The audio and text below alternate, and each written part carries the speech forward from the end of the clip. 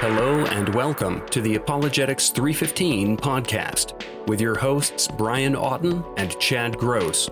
Join us for conversations and interviews on the topics of apologetics, evangelism, and the Christian worldview. You cannot force open the petals of a flower. Hello and welcome to the podcast. This is Brian Auten. And I'm Chad Gross. And joining us today is Christian philosopher Paul Gould. Now, he's been with us before in a couple of previous episodes that were great. That's why he's coming back. We talked to him about cultural apologetics in episode 41, and we talked to him about a good and true story in episode 110. Now, that was all about signposts of reality that point to Christianity, and there was a couple signposts, if you will, that we didn't really go very deep on or discuss in that interview. What were those, Chad? They were love and beauty, and why we're having Dr. Gould back on is because he actually specifically expressed some disappointment that we didn't get to those arguments. And so we thought it might be a good idea to have him come back to do so. Yeah, so we were just worried that something might happen to us if we don't. That's why he's here. Now, exactly. You don't mess with a philosopher, man.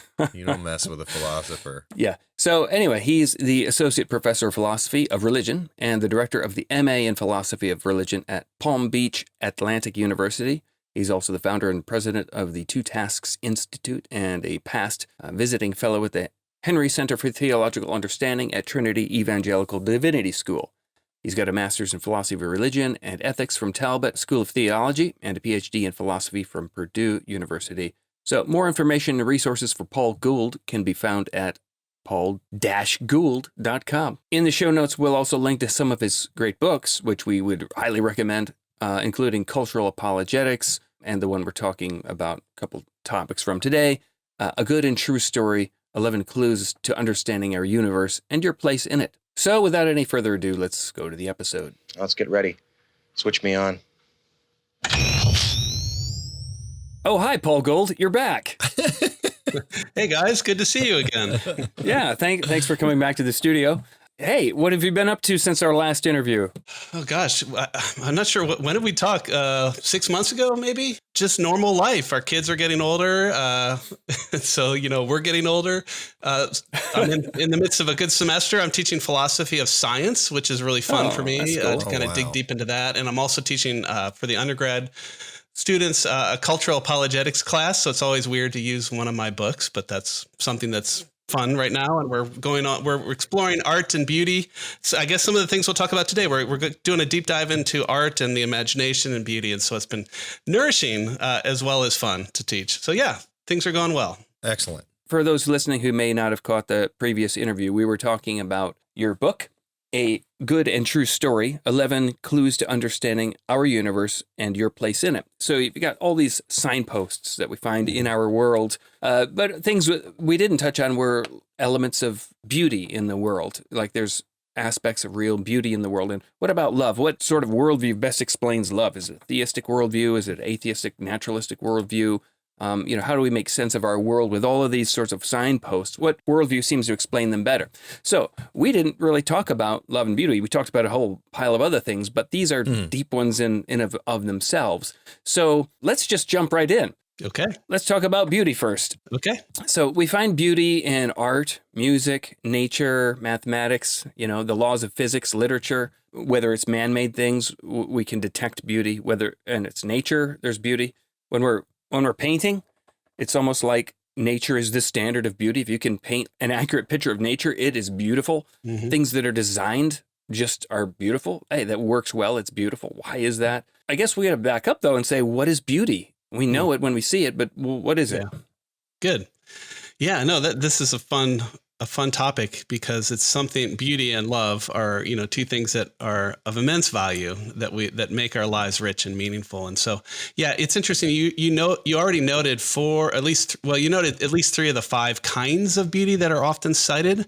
You noted nature beauty, artistic beauty, human beauty are three of the five. Often there's a category of divine beauty that's thrown in the mix, and then there's a kind of everyday beauty as well. So these are the five sort of sites of beauty that people talk about. And then in terms of the question, what is beauty? That's, a long and vexed question that people debate. I think to start us off, and maybe I'll just say a few things and we can kind of take it from there. I would want to say something like this, that there's an objective part to beauty and there's a subjective part to beauty. And what I mean by the objective part of beauty is this. In the same way that there are physical facts, right? We wouldn't debate that there's a physical fact about the chair I'm sitting on or the temperature here in Florida. It's quite hot right now as I speak to you guys in South Florida. So there's physical facts. And there's also, I would argue and want to give a more sustained argument for the fact that there's moral facts that are part of the furniture of the universe too. Things like honesty as a virtue, torturing babies for fun is wrong, or rape is wrong, and rape is wrong, right? These are facts that I don't think we need to argue to. I think they're just things that we see. And in the same way that there are physical facts and moral facts, I would want to argue that there are aesthetic facts. It's part of the furniture of the world. And to switch from language of facts to language about things, I would just the claim would be that there are objectively beautiful things that exist in the world. So beauty is an objective feature of the world such that it exists whether or not there are minds to perceive it or to appreciate it. So that's the first thing I would want to say. And I'll just say one quick second thing, and then I'll pause. There is this subjective component to beauty as well. And that's the idea that beauty is perceived by minds. It's beheld by minds. Aquinas famously said that beauty is that which is pleasant to apprehend. And his idea was that it's not just visual perception of beauty, but even the mind's eye, like you mentioned, the laws of nature, right? That we could, or like a mathematical proof or a logical proof. These things are pleasing to apprehend with the mind's eye. And so in that sense, I'm pushing against the standard pithy statement that beauty is in the eye of the beholder. I do not think that's right. But there is a truth in the nearby neighborhood, and it would go something like this. The objective beauty that exists in the world is beheld by eyes, and it's beheld by, hands and noses and things like that. But it's not strictly speaking in the eye of the beholder, which usually is the idea that it's not a feature of the world. It's just a feature of our experience of the world. So maybe I'll stop there. There's more that we can say, but that's to get us started. Well, I know from reading your book that, we're different aspects that you unpack and things. And one of the thoughts that came up when, we're talking there was, beauty's in the eye of the beholder. And throughout the book, you're talking about how certain things are signposts towards theism, better explained by theism. But I can imagine, of course, the skeptic or whomever, the naturalist, they're saying, well, there is no God. So how do I explain beauty? Well, this is something that is, evolutionary advantage, this is a good mate, so I'm going to find her beautiful. Yes, you might think it's an objective piece of beauty, but no, it's not. It's subjective based upon survival benefit, that sort of thing. Now, I know that you have some answers to that, and that's why I'm trying to ask this question, maybe to help listeners who are having the same sort of thoughts coming in their mind. Hey, this is just subjective. Therefore, evolution explains this just fine. So I would say at least two things to get started there. One, I would want to push back on the claim, no, beauty is just subjective. It's just a part of the human experience of the world, but it's not part of the world itself. I think you can marshal arguments. Well, let me say, on one hand, I don't think you need arguments. I think that we can just see, in the same way that I think by the light of reason we can see that the proposition rape is wrong is true. I think we can just see genuine beauty in the world, right? Like looking at a sunset, looking at the Rocky Mountains, things like that, looking at a painting, human beauty, any of these things, we can see it. But setting that aside, I do think that there are arguments that we can give as well, right? And two that I briefly mentioned in the book that I find compelling. One is what we might call just the argument from disagreement, right? That we disagree in our aesthetic judgments often. And that disagreement would be pointless without some sort of objective reality that we're disagreeing about. And one that I find, and actually the second one, maybe I'll say a little bit more about the second argument that I find really compelling because it reveals something interesting about beauty. I called it the indispensability argument. And the idea is that aesthetic properties, or this category of aesthetics, is indispensable to our theorizing about the world. And what I mean by that is that when we do like mature theory building in philosophy or science, for example, to domains of intellectual inquiry, we develop models, and we develop models to make sense of the reality that we're exploring. And these models, we seek to have certain theoretical virtues in these models that we build. And the theoretical virtues that we're often looking for are things like simplicity. Does our model, is it simple? Does it have explanatory power? Does it have explanatory scope? Is it elegant? And things like that. And what's so interesting is every one of these theoretical virtues actually picks out an aesthetic property. And it's almost as if, as one writer has noticed, that beauty and truth are aligned, right?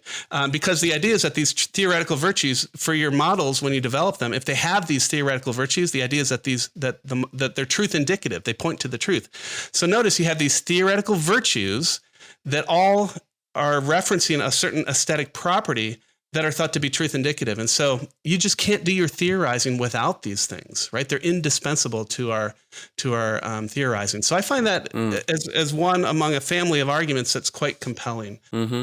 I really like what you say there about beauty and truth aligning.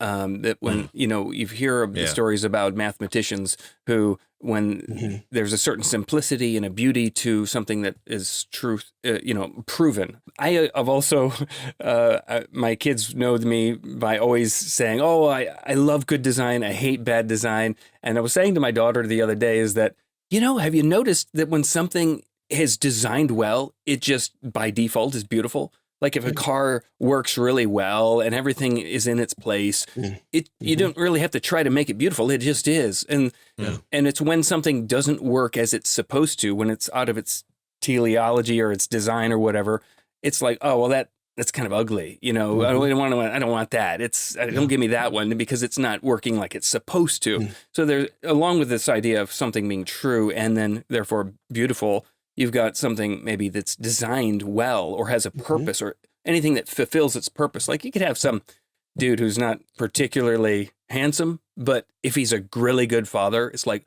wow, you're so attracted to it. You'd be like, that's beautiful right there. Right. That's beautiful. See that man hugging his child is like fulfilling his purpose. Like that's what it was meant to be. And that's beautiful. So I love that alignment there. And you're saying it's something we just observe and see. And in your book, part of these things are signposts that are better explained by theism. Are there any arguments that you can make directly from, instead of just part of a cumulative case? How might we make an argument from beauty towards God just directly? Are there a few that you would want to point us to? Yeah, so that was one of these two chapters that we're talking about today were my favorite chapters to explore, beauty and love, because I find them both fascinating and just intrinsically interesting, but also surprising in the sense that there is this kind of powerful argument, in my view, that you can get from the reality of beauty or beautiful things to God and the reality of love when we kind of plumb the nature of love to God too. So yeah, I think there is a good argument. And what's interesting, there hasn't been a ton of work done on the argument from beauty to God. There is an argument that's been around, since people have been thinking about these things, but there hasn't been a lot of original work done on this argument.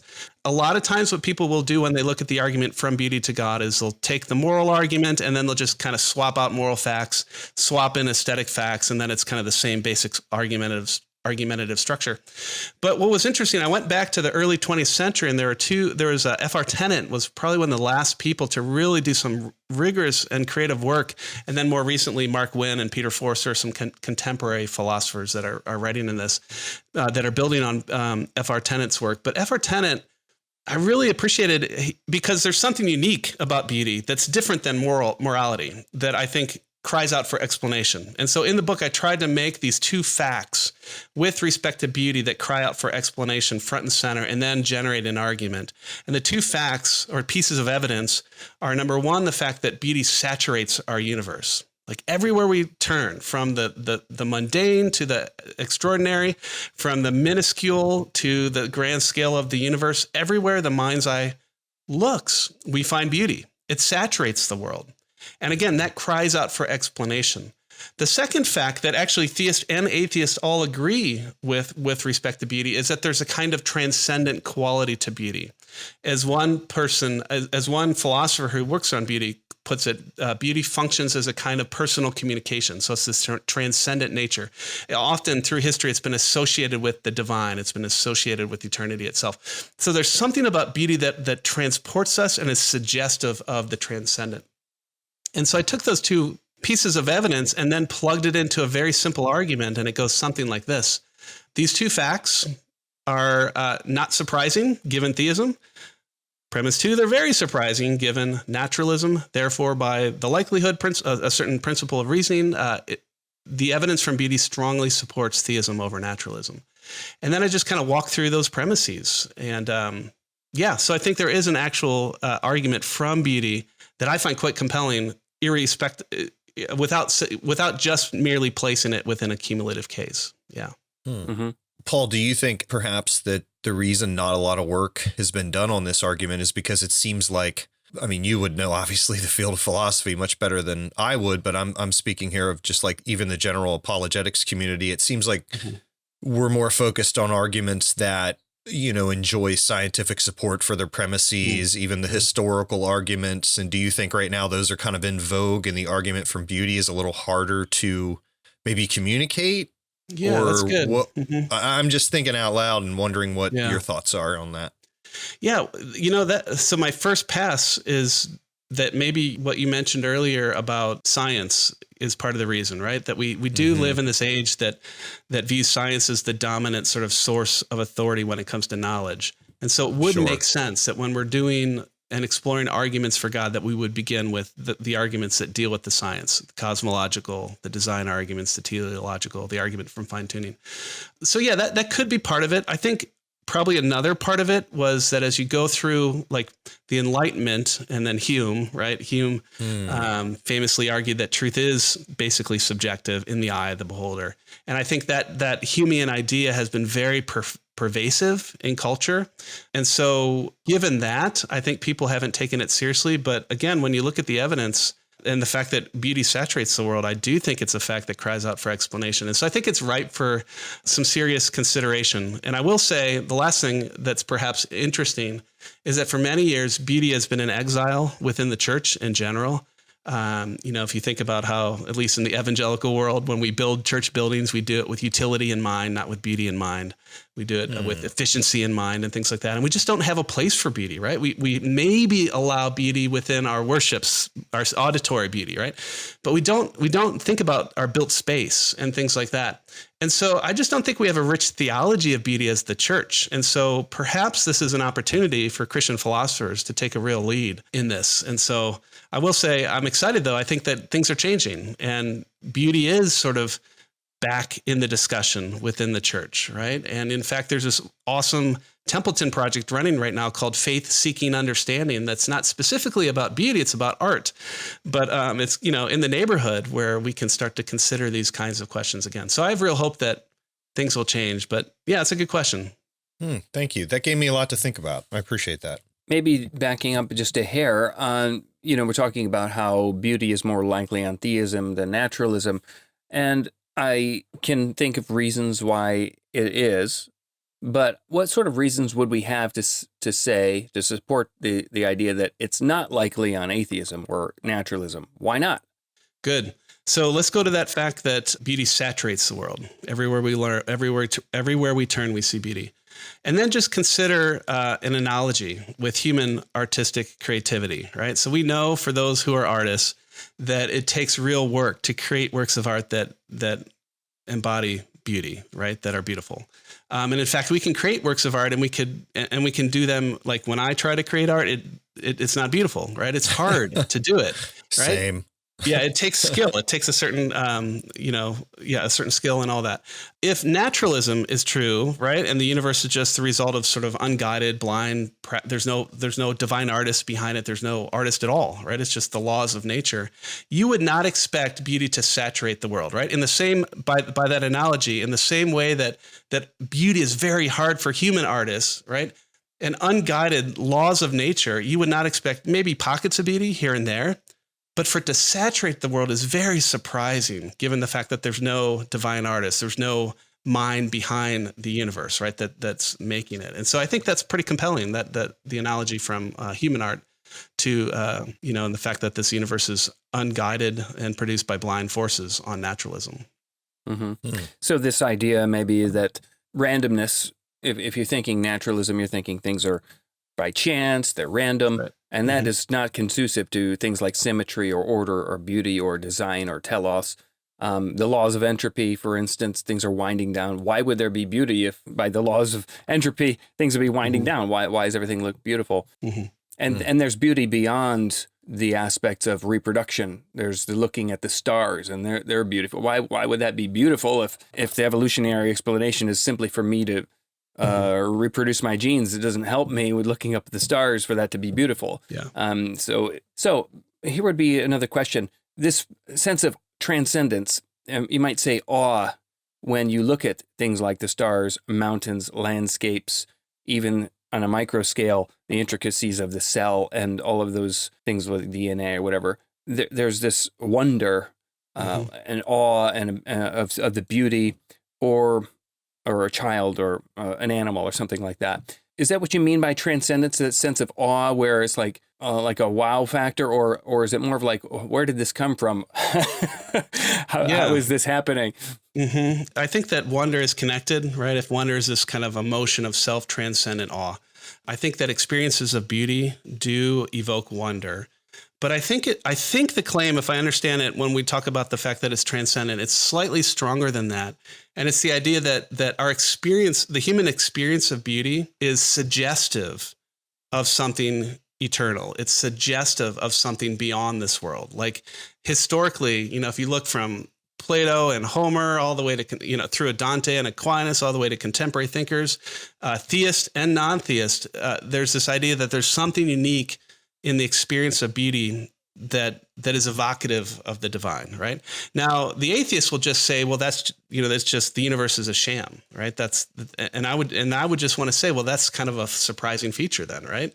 That there's this feature of beauty as transcendent. If there's nothing that's actually transcendent from the mundane, if there's no God, nothing beyond this world. So yeah, I think this is maybe partly back to Chad's question, like why is the argument from beauty not had as much traction, right? Because what this requires is a kind of look at the phenomenology, the what it's like to experience beauty, right? And that is subjective. That's why I did mention at the beginning, there's an objective part and a subjective part. And to claim this evocative nature of the transcendent is to make a claim about our experience of it. And people might not be attuned to that experience of it. But I think that's the strong claim, at least historically. And I, in writing this chapter, inviting the reader to think of their own experiences and encounters with beauty. I think there is something of that quality. I find it in my own journey. And I find the phenomenology there. So yeah, that might be one of the things that's a little harder. And that's why I think the saturated fact is something that's more objective, right? That's pointing to, so you have like these two pieces of evidence. The fact that universe is saturated with beauty is about the objective part. The fact that the universe has this transcendent quality is about that subjective component. So they're going to have maybe different evidential strength depending on the person's awareness of their own kind of states, mental states. Yeah. Yeah. Well, back to this idea of there being a direct argument or something. I remember as a kid just laying out, maybe it was 10 years old or something, laying out on the garden and looking up, and you could see the Milky Way, and I was with my friend, and there was no Christian talk amongst us, but I remember him saying, how can anyone not believe in God?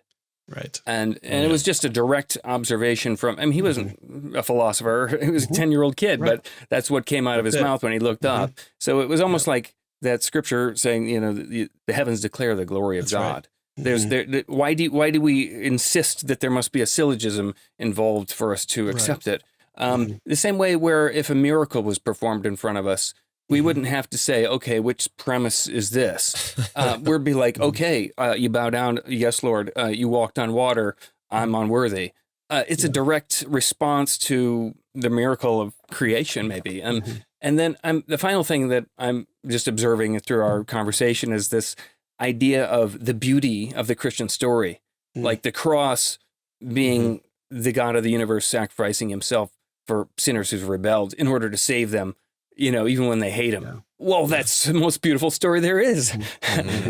Right. It brings tears to your eyes, and because it's beautiful. when we think of beautiful being linked to truth and design, like, oh, this was meant to be because God, you know, the good and the true and the beautiful all coming together at the cross is like, oh, it's magnificent. So, Yeah. So, Paul, I have a question that just popped in there. So I was curious would it be accurate to say that the recognition of beauty is something Plantinga would call properly basic? That you necessarily don't need an argument for it in the absence of a defeater. Yeah. So in the discussion here on beauty, I would actually make 4 distinctions, and this will maybe get to your question also, I hope. We want to distinguish on the subjective side, our judgments of beauty and our experience of beauty, right? These are 2 distinct topics. You know, we can judge things beautiful and we can debate about that. And we also have experiences of beauty. And then on the objective side, I would want to distinguish beautiful things from beauty itself, right? And this is where, like, even back to Brian and thinking about the Christian story, like there's this, you know, the Christian story ties this all together so nicely. One theologian who writes on beauty talks about how our experiences of beauty are kind of theological amnesis, which is like this word for memory. Like they're just evocative of the divine, and we're kind of remembering beauty itself, like we're experiencing beauty itself. And C.S. Lewis often talked about, you know, it's not the beauty in the thing that we long, it's the beauty through the thing that we long for, which is God himself. So back to those first 2 distinctions, though, Chad, yeah, I do think that in the same way that we have rational seemings, we have aesthetic seemings, right? That are grounded without, you know, need to infer from different propositions. Yeah.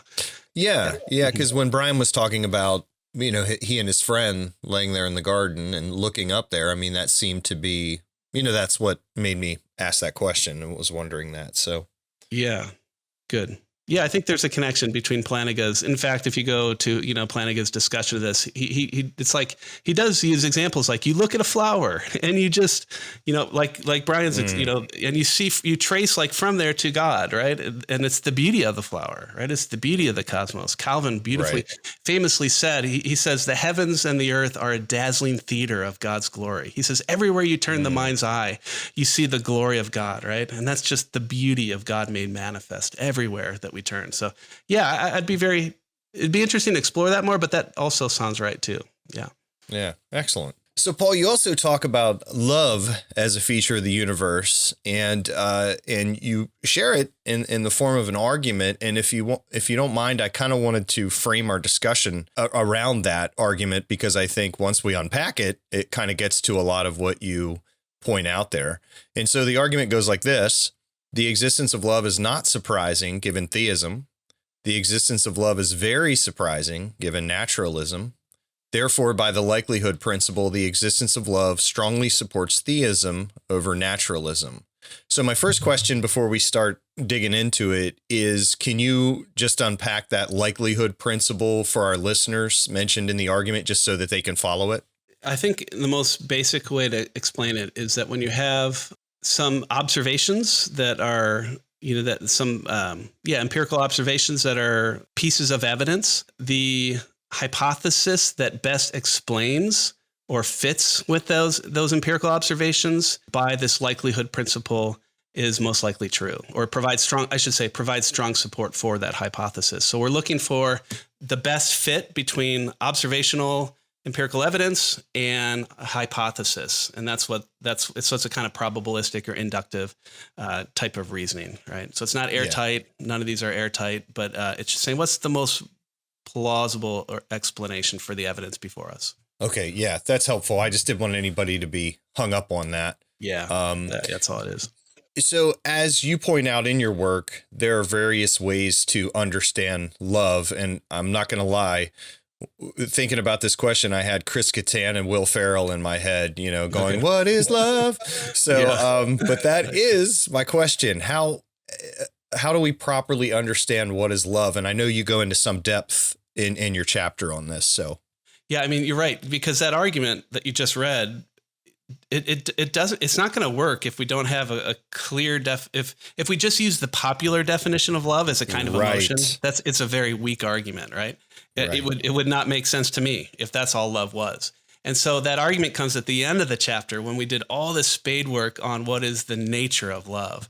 And so once we get that in view, I think it becomes quite a compelling argument, right? Yes. So what I did, and maybe I'll begin and then we can pause and we'll keep going, is I identified like 5 features of our experience of love that, you know, that we want to give an account of love that captures all 5, right? So I'm wanting to be very practical and empirically based. And so intuiting, or I should say, in looking into my own experience of love and those around me, we notice 5 things, right? That love is multi-directed, right? That we love watching basketball games, we love people, we love, you know, all these different things. It could be a food, right? We love key lime pie. Living in South Florida here, that's the thing. So it's multi-directed, right? It's complex, right? Like C.S. Lewis famously has a book entitled 4 Loves, and he notes how there's like 4 different Greek words for love, and each of them picks out a different aspect of love. So it's multi-directed, it's complex. Number 3, it's deep and enduring, right? That we have this sense that love is something of deep value. That's actually the 5th one. It's valuable, but it's deep. It's not surface level, right? It's something that is stable and it should last, right? And then it's active. And then the 4th, it's active and passive, right? And it's something that we can fail at by acting poorly. And it's something that we can excel at in, you know, like serving the beloved. But it's also passive in a sense that we just love our kids from the moment they're born. Or even the phenomena of love at first sight, right? So there's an interesting feature, active and passive. And then that 5th one was valuable. So multi-directed, complex, deep and enduring, active and passive, and valuable.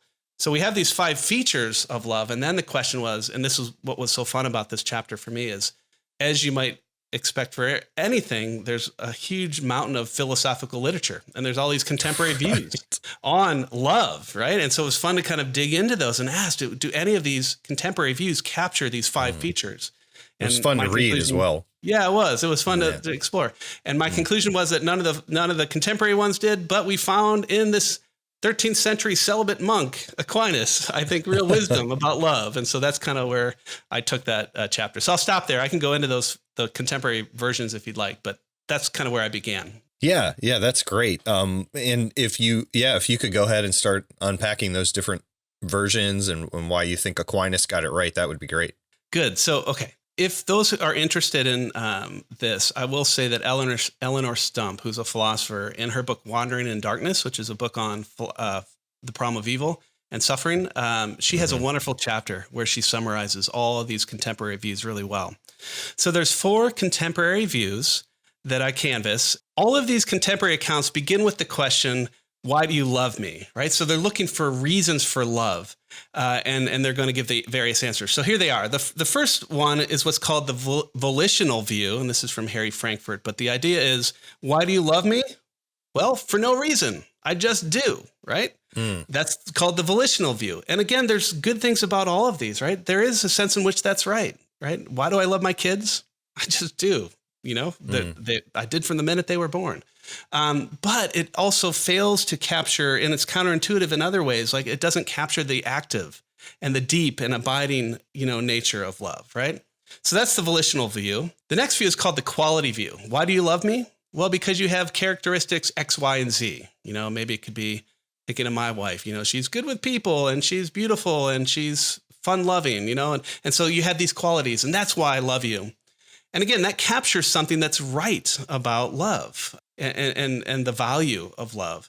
But notice there's problems, counterintuitive problems with this as well, right? Like if that's why you love someone, well, what about other people that have those same values, right? Or maybe have them to, or have those values to even a greater degree. Maybe you should love them even more and things like that. So that doesn't seem right. It doesn't capture like that deep and enduring kind of particularity of love. The third contemporary view is called the relational view, and that's just the idea that I love you because I have this history and this valuable relationship with you. So why do you love me? Because we're married. You know, we've been married for a long time or something like that. Now, if I said that to my wife, that probably wouldn't be super satisfying. You know, we've been married 29 years. That's why I love you. But there is something right about that, right? That we do have particular histories, and those things matter to love. So they're getting at aspects, but they're not covering everything. And then finally, the fourth view, which is probably the most popular view, and especially for the man or the woman on the streets who doesn't do philosophy and annoying things. Why do you love me? Because you make me feel good. or the love I have for you makes me feel good. This is the emotional Right. view, right? This is your dominant view about what love is. And again, that gets something right? Love is passive in the sense that we're moved by it, but it also misses a whole lot of things, including the active nature of love and all that. So I kind of walk through these and give reasons why, while each of these captures some aspect, they don't capture all 5 aspects. And then I look to Aquinas' view. And for Aquinas, love is a complex thing. There's no single answer to the question, why do you love me? In fact, it requires 2 answers.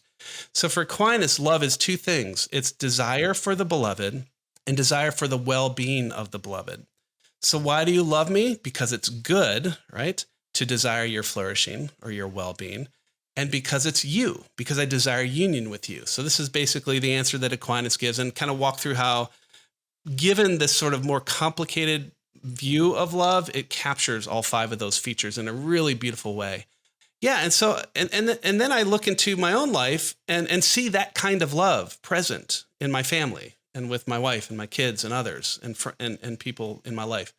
And my guess is that, and my hope is that readers will recognize that too. And that's the love that's in play when we go back to that argument that you read earlier, Chad. I think that that's where it becomes really surprising that kind of deep, enduring, valuable kind of love is surprising on naturalism. Yeah. Yeah, that's super helpful. So would I be correct in saying then that those other views of love all have something going for them, but Aquinas's is the only one that is able to encompass all the positives that come from the other views? That's what I want to claim. Yeah. I think it does the best job of capturing all those features of love that we noticed. Yeah. Those 5 features. Mm-hmm. Right. And it doesn't have these counterintuitive, kind of views or answers. Yeah. Now, why would you say that? And I know you've hinted at it, but I just wanted you to go into more detail as to why that view of love fits better on a theistic view. Oh, good. Yeah. Okay. So this is really fun, right? Why is this kind of love not surprising given theism?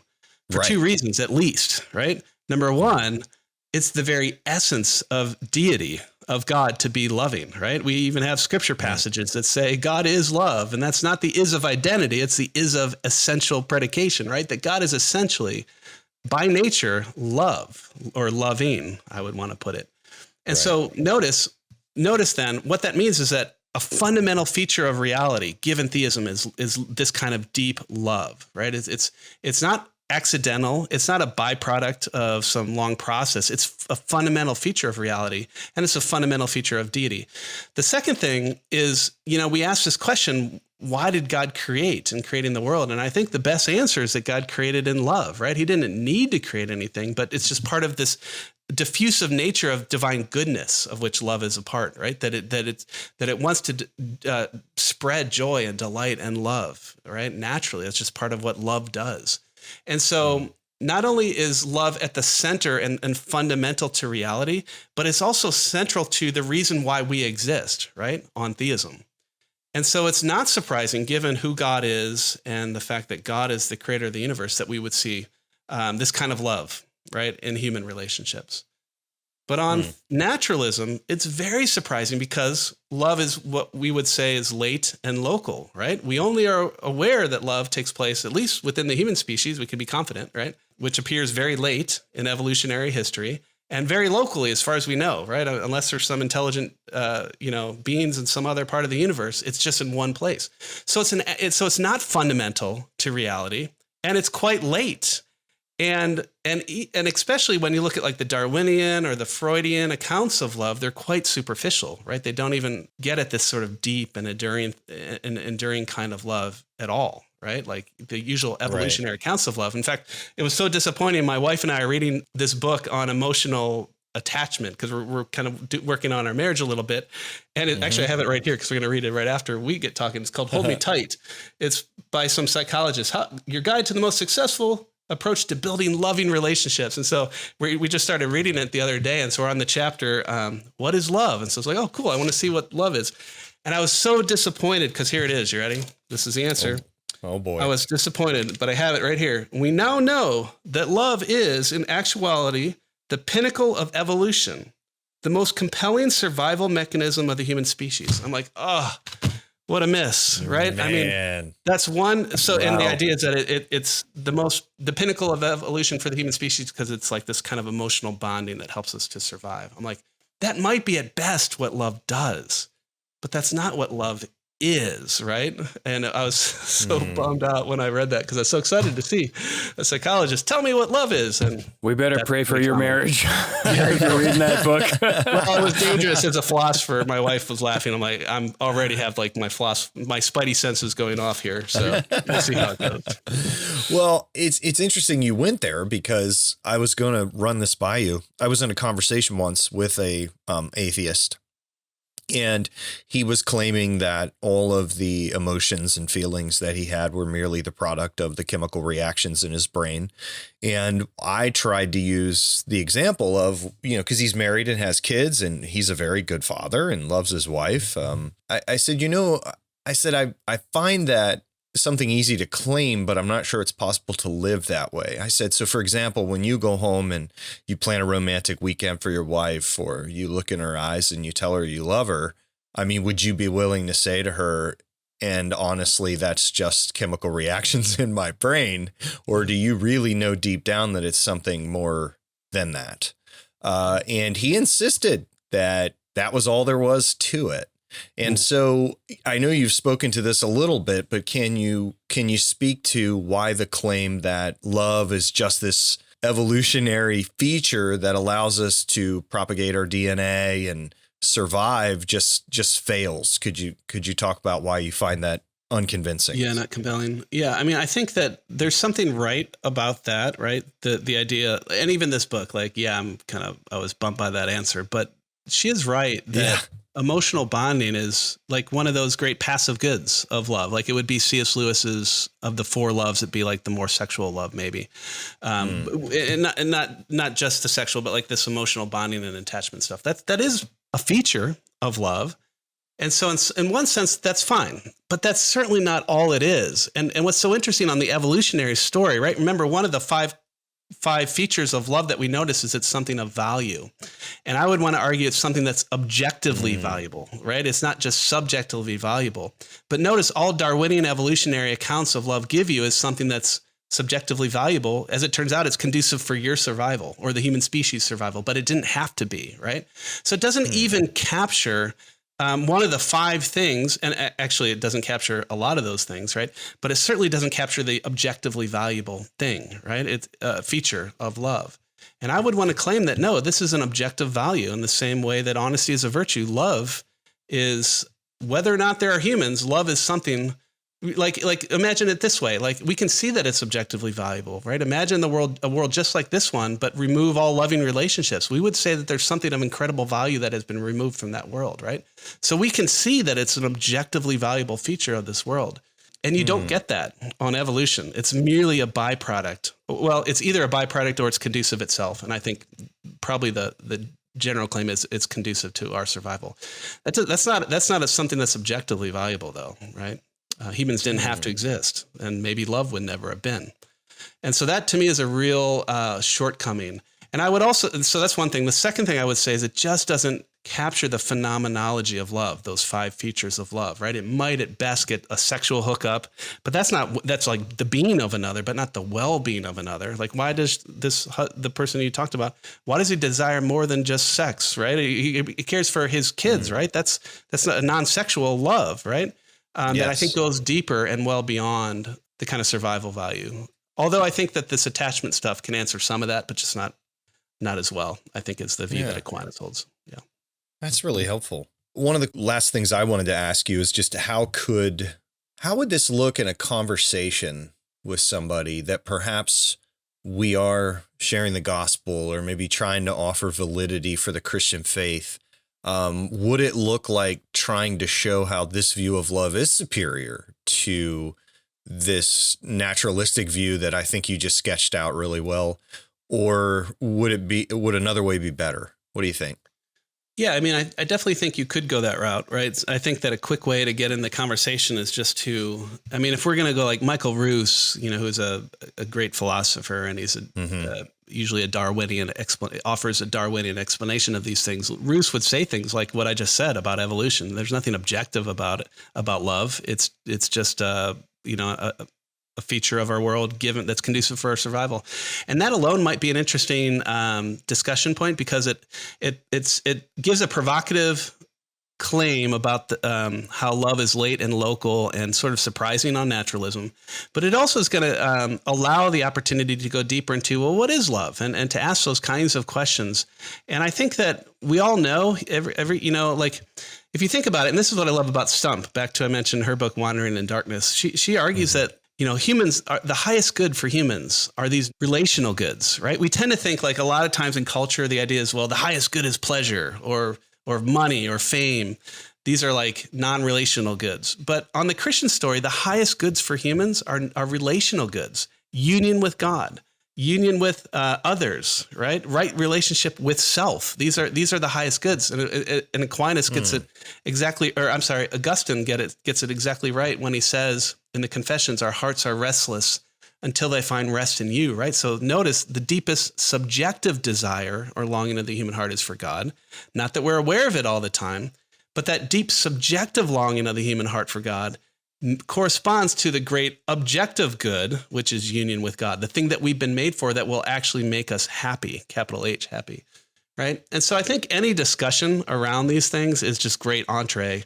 And I don't know if I can't mechanize it, because, we're persons and everybody's different, but I would just say, start the discussion somewhere. And with this idea that the greatest good that humans have been made for is relationship with God, permanent loving union with God. And not just that this is our highest objective good, it's actually the deepest subjective longing of the human heart.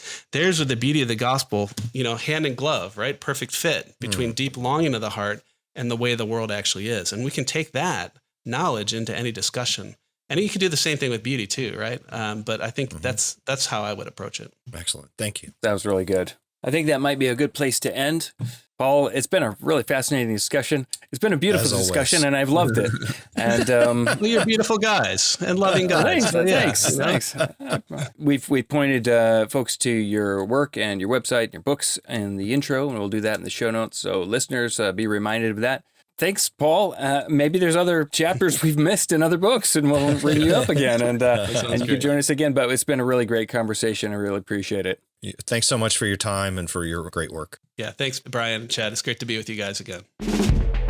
Thanks for listening to the podcast. If you have a question you'd like us to address, or just a message for us, feedback, good or bad, you can either email us at podcast@apologetics315.com or leave a voice message for us using SpeakPipe. Just go to speakpipe.com/apologetics315 to leave us a message. And remember, if you include a Ghostbusters quote in your question, we guarantee that we'll read it on the podcast. We also ensure up to 50% better quality answers. Also, if you've enjoyed today's podcast, please leave a review in iTunes or the podcast platform of your choice. And please share this episode with a friend if you found it useful. Remember, you can find lots of apologetics resources at apologetics315.com, along with show notes for today's episode. Find Chad's apologetic stuff over at Truthbomb Apologetics. That's truthbomb.blogspot.com. This has been Brian Auten and Chad Gross for the Apologetics 315 podcast, and thanks for listening.